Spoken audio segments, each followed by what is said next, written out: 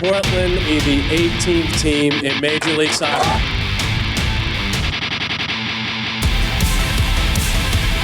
It's the city of Portland's championship.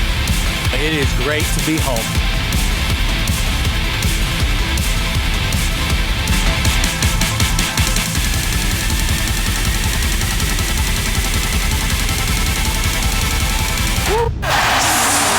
Sports Sunday with Orlando Sanchez, sponsored by 1-800-GOT-JUNK.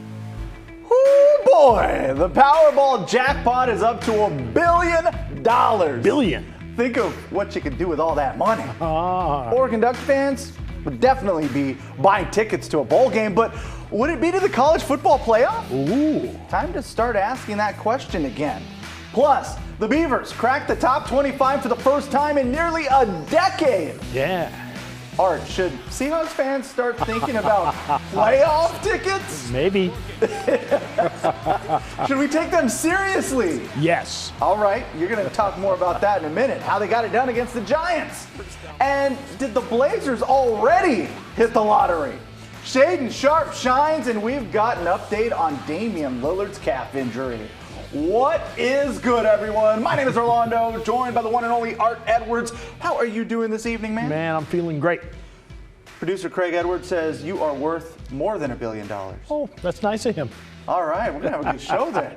Let's do this, man. Here we go. The champs are here. The Portland Thorns are your 2022 NWSL champions, claiming their third championship, the most in league history. Yeah. Fresh off a dominant performance in a 2-0 victory over Kansas City, less than 24 hours after winning the ultimate prize, the club received a hero's welcome as the Thorns returned to Soccer City this afternoon with a new trophy in hand. Hundreds of supporters made it out to PDX to show some love to the team. It was a party and a feeling that never gets old.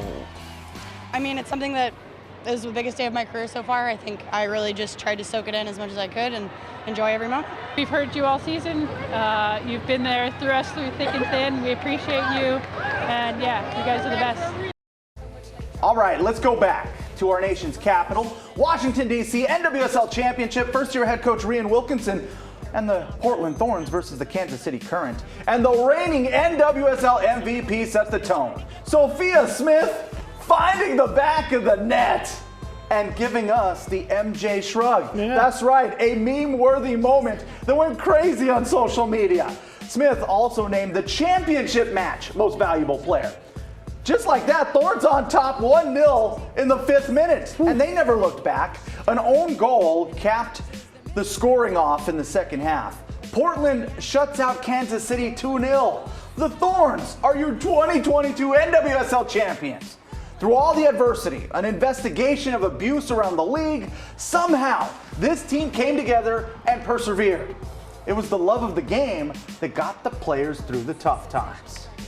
For me personally, soccer was like an escape from all the things going on. So I just look forward to going to practice every day, seeing my teammates, and that was kind of how I navigated it, is I always had that to look forward to. All right, Art, how will you remember this team, and can you sum up what this season was like, man? Well, I'll remember this as one of the strongest group of players in any sport that I've ever encountered as I've had to cover teams. I mean, just unbelievable what they did. And the season, simply amazing. Yeah, I think this year was the arrival for many of the young players. Yes. A unique blend of experience as well as youth was the perfect mix for a championship. No doubt about it. The way Sophia Smith played out there. Oh, boy. My goodness. Yes. All right, Art. Fresh off the biggest win of the season in front of one of the biggest crowds Autzen Stadium has ever seen, the 8th-ranked Oregon Ducks took the show on the road, hoping to avoid a hangover, facing a struggling Cal team. It was a rocky start in Berkeley. The Ducks held scoreless in the first quarter. I mean, they even trailed. But this would not be a trap game against the Golden Bears. The Oregon offense snapped out of it, reeling off 28 straight points. The Bo Nix for Heisman campaign continues. Nix rushed for 3 touchdowns, threw for 3 more, 412 yards through the air. He also tossed 2 interceptions. The Ducks chalked up 586 yards of offense. and we witnessed a Herbert touchdown, as in Patrick Herbert. A 40-yard TD to put this game on ice. The Ducks win their 7th straight game. Final count 42-24. Oregon remains on top of the Pac-12 standings, unbeaten in conference play, 7-1 overall. Next up, they'll visit Colorado Saturday. So, Art, the Ducks add another win to the resume. Has your opinion on their college football playoff chances changed? It has, but not because they won that game. Because I heard this week that they were saying that no Power 5 conference team that's gone undefeated in the conference has not made it into the playoffs. So that's still on the table for the Ducks, and that would be possibly their way in. So he's saying there's a chance. There's a chance. All right, so what stood out to you about the Ducks' performance? Yeah, I think probably that they didn't get caught up and this didn't end up being a trap game. You know, that's sort of the kind of thing that's happened to them in the past. And at the very beginning, I was a little bit worried. Like, okay, what are they going to do? But they came through just fine. Yeah, Cal was struggling easy to look past a team that Absolutely was on a roll in the wrong direction. Yes. They get through it, but they've got to clean some things up because they do. They need style points if they do want any shot at this. Yes. So clean that up because a better team is going to make you pay for that. Absolutely. Okay, Art, leave it to the Beavers to win the bye week. The Oregon State Beavers are ranked 24th in the latest Associated Press Top 25. Yes. It's the first time since 2013 the Beavers are ranked. They're also the next team in for the coaches poll. 7 ranked teams around the country lost this weekend, helping the Beavs move up. OSU is one of 5 Pac-12 teams in the AP poll. Oregon State, 6-2 on the season, riding a 3-game win streak. Next up, a little Friday night football.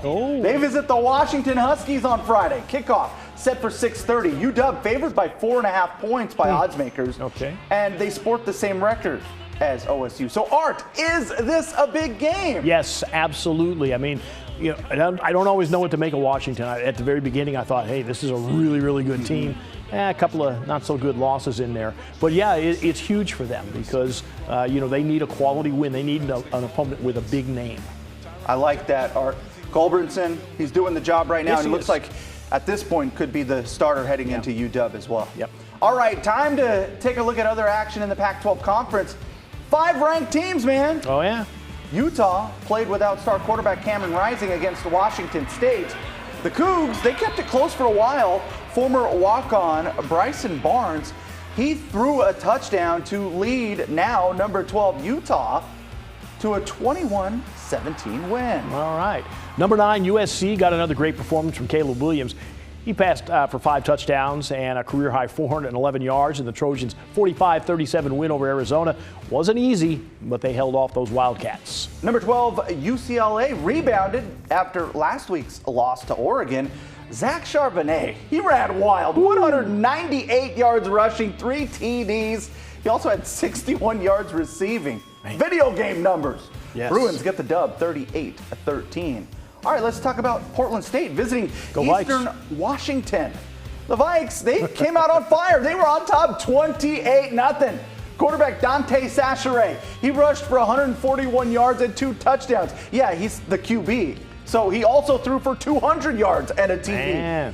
Somehow, someway, the Eagles, they came storming back. They got to within 3. Oh.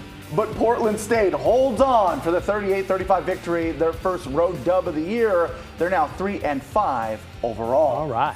All right, Art, we've got much more Sports Sunday still to come. We'll take in some of the day's action around the NFL. Oh, yeah. One finish started as a treat, then kind of ended as a trick. Plus, the Blazers' strong start has included plenty of playing time for their first-round draft pick. We look at Shaden Sharp's first couple of weeks as a pro. Get up!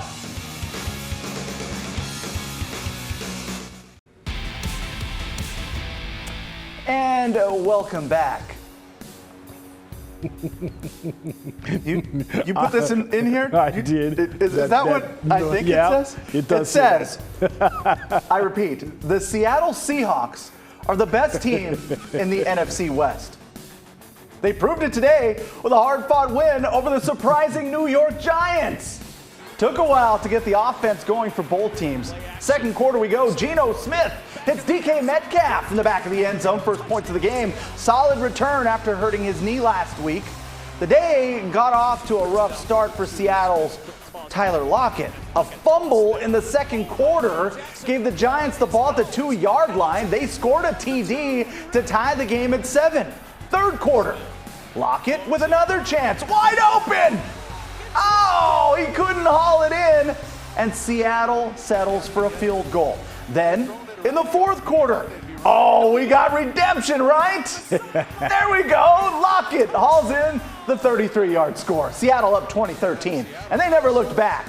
Rookie Kenneth Walker III slammed the door on the Giants. This is just sensational. 16-yard the strong way. Seattle wins 27-13. Seahawks 5-3 on top of the NFC West. So Art, I'll ask you again.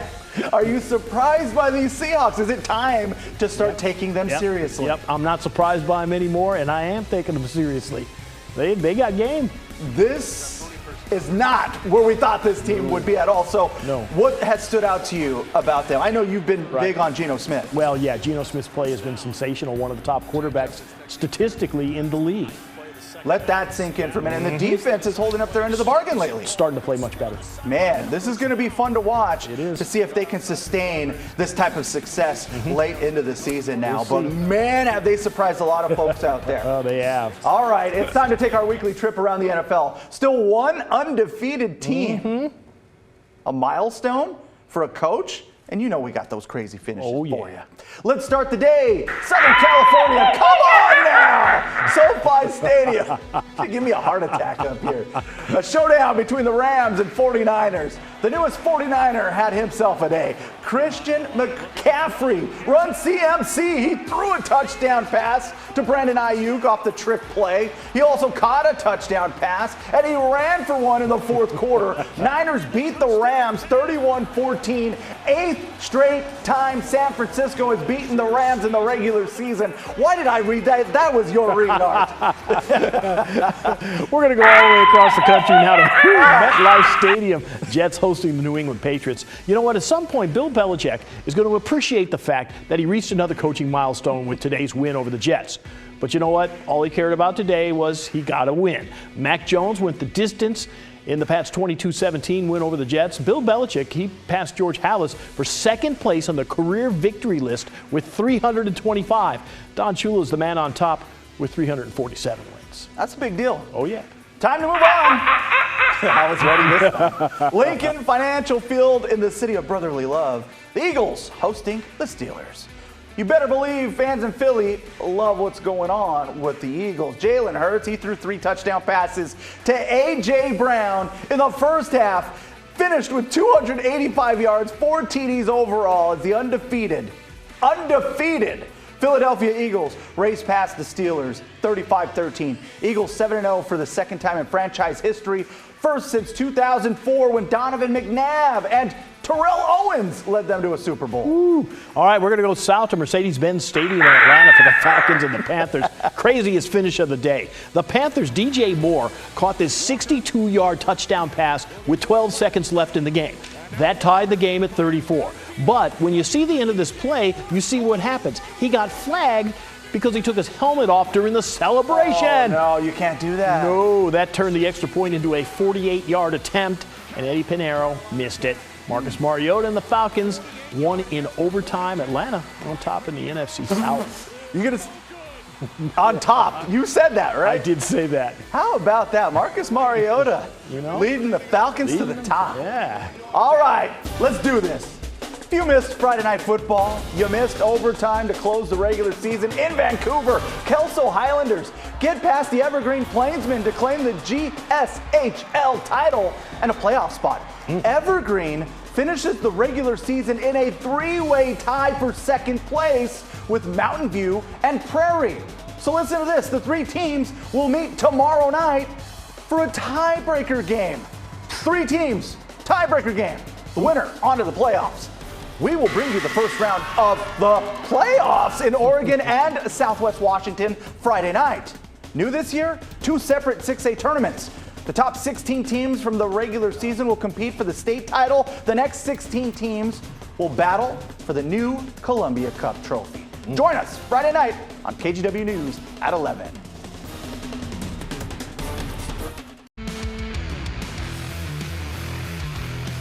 Sotheran with a good move. Carter Sotheran shoots. Carter Sotheran scores his first in the Western League. Portland takes a 4-3 lead with under 3. Oh, yeah, that was Carter Sotheran. He blasted home that goal in the third period to spark the Winterhawks to a 5-3 win over the Kelowna Rockets. That was on Saturday night. His first WHL goal. Winterhawks now 8-0 with 1 overtime, or 8-1 with 1 overtime loss. Back in action against Prince George. That is your Toyota Sunday Sizzle. They're getting it done. Oh, yeah.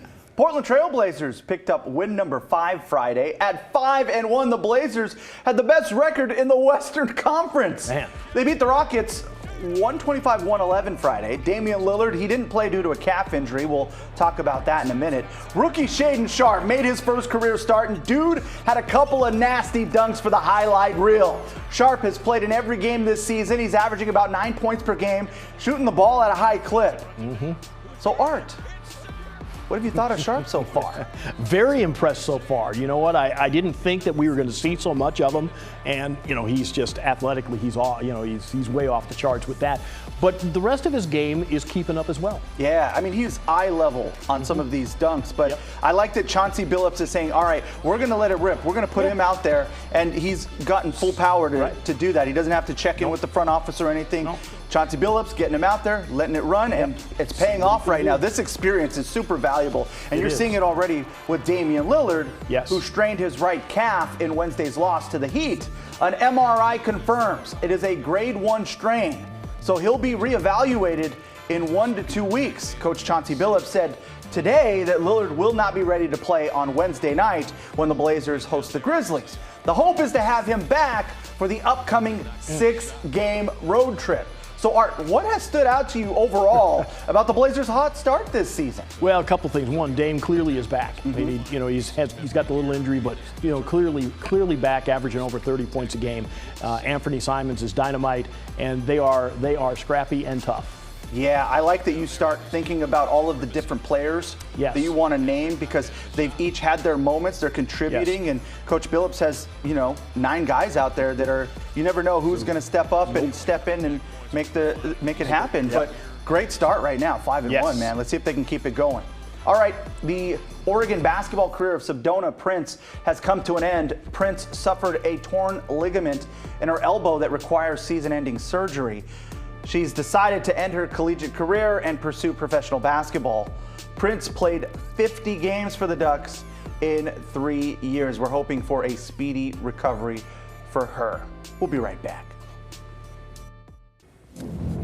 All right, the Chinook Lady Pack rugby team out of Clark County played for the Oregon Rugby League title this weekend. Team is made up of high school students from several schools, La Center, Evergreen, Columbia.